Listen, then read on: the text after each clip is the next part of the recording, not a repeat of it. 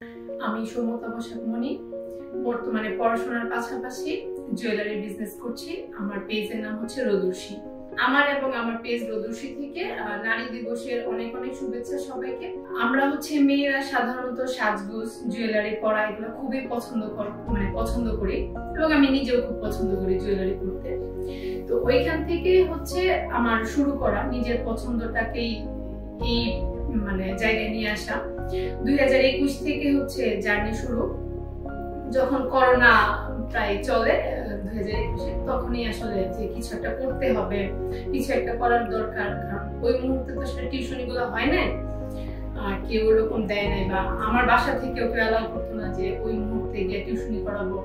তো ওই সময় ঘরে বসে কিছু করা যায়, এই চিন্তা ভাবনা করেই পেজ ওপেন করা।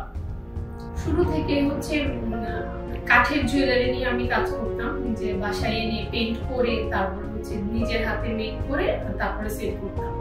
তো কিশোরগঞ্জে কাঠের জুয়েলারির পাশাপাশি অ্যান্টিক বা সিলভার জুয়েলারি গুলোর খুবই চাহিদা ছিল। তো ওইটার পাশাপাশি কাঠের জুয়েলারির পাশাপাশি তারপর অন্য জুয়েলারি গুলো আনা শুরু করলাম। তো দেখলাম যে ভালো সাড়া পেলাম মাধ্যমে। তো ওইখান থেকেই আসলে ওই সব জুয়েলারি আইটেম নিয়ে কাজ করা শুরু। এখন তো 2021 থেকে চলতেছে, ভালো চলতেছে। পড়াশোনার পাশাপাশি যেহেতু করেছি, তো পড়াশোনার ক্ষতি না করেই করার চেষ্টা করেছি। যখন আমাদের পরীক্ষা থাকতো বা ক্লাস থাকতো, তো ওই টাইমটা বাদ দিয়ে বাকি টাইমটা, যখন অবসর টাইমে আমরা হয়তো ফোন দেখতাম বা মুভি দেখি বা কোনো কিছু করি, তো ওই টাইমটা ওই কাজে না লাগিয়ে জুয়েলারি গুলা ছবি তুলতাম বা পোস্ট করতাম, এরকম আর কি। প্রতিবন্ধকতা বলতে কখনো এরকম হয় নাই, কারণ আমার ফ্যামিলি শুরু থেকে আমার সাপোর্টে ছিল। শুরু থেকে আমার বাবা মা, আমার ছোট বোন খুবই হেল্প করছে এই কাজটাতে। তো ওরা যখন ফ্যামিলি সাপোর্টে ছিল, তো বাহিরের কে কি বললো এত আসলে ওরকম এফোর্ট আমাদের উপর পড়ে, আমার উপর পড়ে নাই।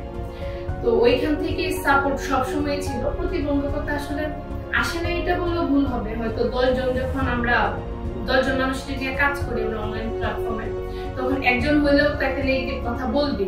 তো ওইটারে আসলে বাদ দিয়ে বাকি 9 জনের ভালো পজিটিভ দিক মাথায় নিয়েই আমরা সবসময় কাজ করার চেষ্টা করেছি এবং করতেছি। যেহেতু আমি একজন স্টুডেন্ট, তো পড়াশোনাটা কমপ্লিট করে একটা তো জব ইচ্ছা আছে। এখন জবের হোক আর না হোক, কিন্তু আমার যে পেজ আছে ওইটা নিয়ে অনেক বড় একটা জায়গায় পৌঁছানোর ইচ্ছা আছে। যেমন কিশোরগঞ্জ শহরে হয়তো একটা দোকান হবে, বা আমার এই পেজটা আরো বড় হবে, এটা নিয়ে আরো কাজ করব।